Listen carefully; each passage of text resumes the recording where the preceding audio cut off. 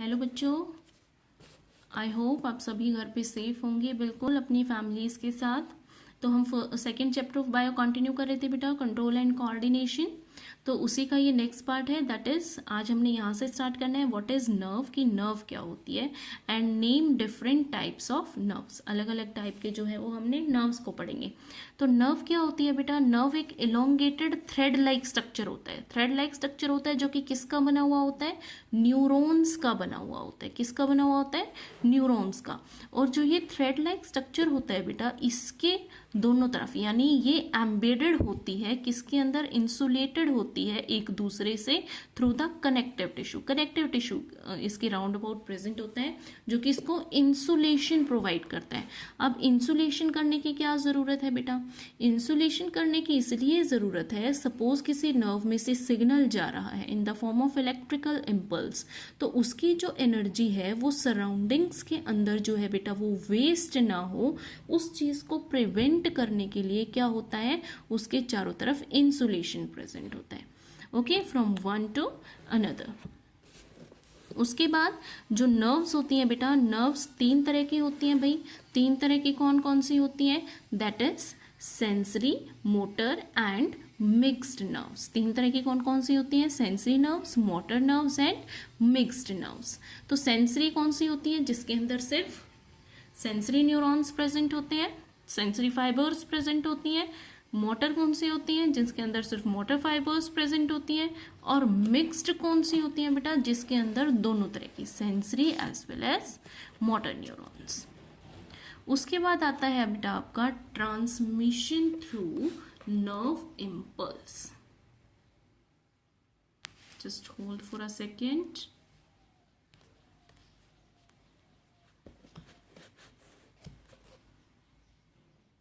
उसके बाद आता है बेटा आपका ट्रांसमिशन ऑफ नर्व इम्पल्स। कि नर्व इम्पल्स का जो है वो ट्रांसमिशन कैसे होता है बेटा?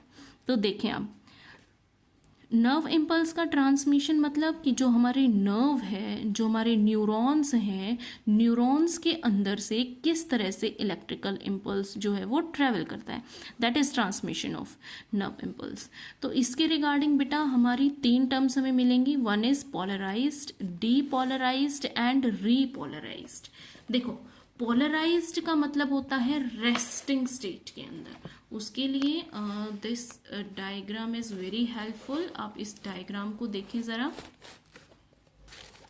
जब न्यूरॉन जो है वो रेस्टिंग पोजीशन के अंदर होता है, मतलब उसके अंदर से कोई भी किसी भी तरह का सिग्नल जो है वो ट्रेवल नहीं कर रहा है, वो बिल्कुल रेस्टिंग स्टेट में प्रेजेंट है, उसको हम बोलते हैं पोलराइज्ड न्यूरॉन। उसको हम क्या बोलते हैं? Polarised neuron. और जब वो रेस्टिंग स्टेट में होता है बेटा तो उसकी मेम्ब्रेन के बाहर पॉजिटिव चार्ज एक्यूमुलेट होता है और अंदर इस तरह से नेगेटिव चार्ज एक्यूमुलेट होता है। लेकिन जैसे ही उसके अंदर से मैसेज डिलीवर होना स्टार्ट होता है in the form of electrical impulse, तो चार्ज कंसंट्रेशन में बेटा डिफरेंस आ जाता है। बाहर की तरफ क्या आ जाएगा?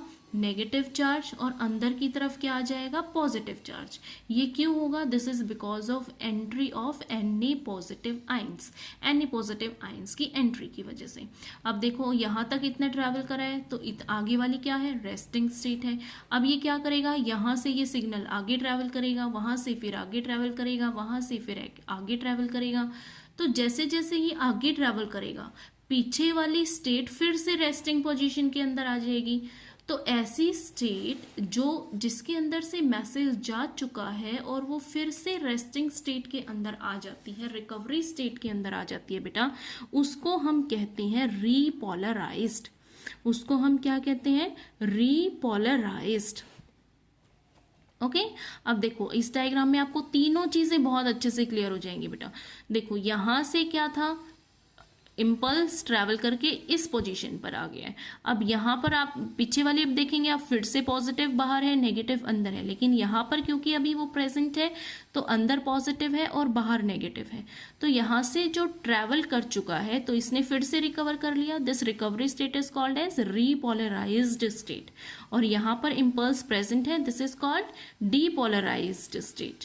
और जो इम्पल्स ट्रैवल कर रहा है अभी यहाँ तक पहुंचा नहीं है, ये ऑलरेडी रेस्टिंग स्टेट के अंदर है, तो this is called polarised state.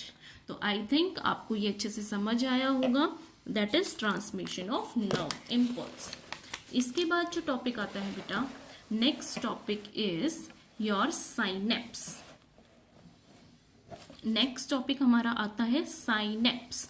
Synapse का मतलब क्या होता है बेटा, देखो ये आपको स्ट्रक्चर दिख रहा होगा, ये क्या है, ये नर्व एंडिंग है एक न्यूरॉन की, ये नेक्स्ट डेंड्राइट है अगले न्यूरॉन का, यानी एक न्यूरॉन और दूसरे न्यूरॉन के बीच का जो स्पेस होता है, बीच का जो गैप होता है, दैट इज कॉल्ड साइनेप्स और साइनेप्टिक क्लेफ्ट। उसको हम क्या बोलते हैं बेटा, साइनेप्स बोलते हैं और साइनेप्टिक क्लेफ्ट बोलते हैं। तो इसमें क्या होता है बेटा, जो नर्व एंडिंग्स होती हैं, नर्व एंडिंग के अंदर बेटा साइनेप्टिक वेसिकल्स प्रेजेंट होती हैं।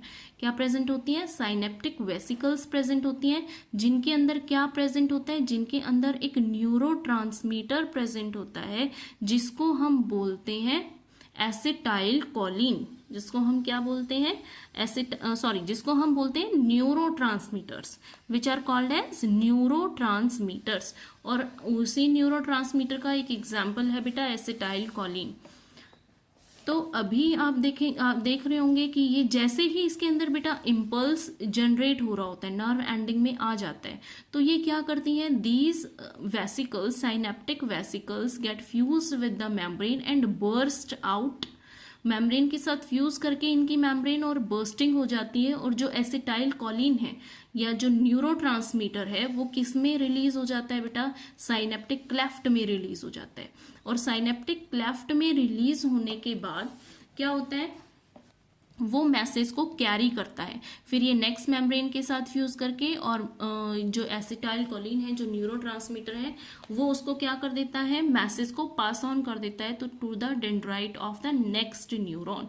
जो आप देख रहे होंगे ये डेंड्राइट के ऊपर क्या बना रखा है बेटा, कीमो रिसेप्टर साइट्स बना रखी हैं। These chemo receptor sites are responsible for receiving the message from neurotransmitter molecules.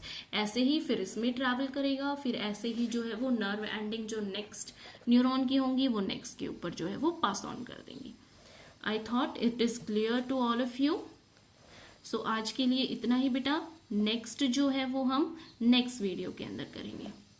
उससे पहले एक और बात बता देती हूँ बेटा, दिस इज जो डायग्राम हमने अभी देखा है, ये जो यहाँ पर आपको नॉब लाइक स्ट्रक्चर दिख रहा है, this is pre synaptic knob, इसको हम क्या बोलेंगे, प्री साइनेप्टिक। और ये क्या है, साइनेप्स के बाद है, तो this is called post synaptic knob. Okay, तो आई होप ये आपको अच्छे से समझ आया होगा। इससे नेक्स्ट टॉपिक जो है वो न्यूरोमस्कुलर जंक्शन है बेटा, which will do in our next video, जो कि हम अपनी नेक्स्ट वीडियो के अंदर करेंगे।